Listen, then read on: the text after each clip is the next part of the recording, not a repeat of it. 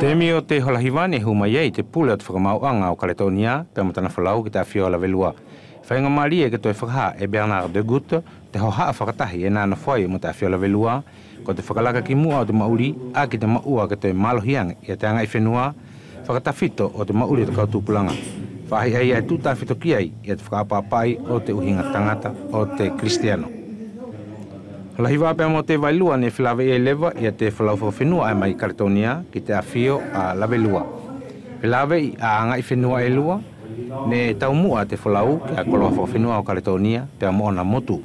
U mea ofa ne whakahaha i a tana uhinga e Daniel ne kelo mai uwea lalo. Ko ni koloa whakatufunga o te whenua lahi pe a motu umotu, u whahinga whakapapa ki he kehe ki he tangata lahi e na tau kuki ai. Ko ngā mauhinga o te whilawe whakapapa, ko te matapa ani ko awahi i te wahaa o te kauari ki uwea nei, pe mo te kauari ki whakawhenua o Kaletonia. Mahina mai ai, ka pau e kehe te uang whakawhenua, ka e ko te nofo whakaoseania te utangata e mole kehe. Pe ka pau ne tuko te whalau ki ane kelo, kone whakahaha te ume awha, he kua ilo e nātou ko te hako ai au kau kelo te hina o te kui o te awhio a lavelua. Ane mole tukunoi e tana awhio i a te uofa, ne ana mea ofa e ki te whalau, e ani koloa whakauwea, ta whito he tānoa, ko te whukawhaki ai au tanga i whenua i uweni.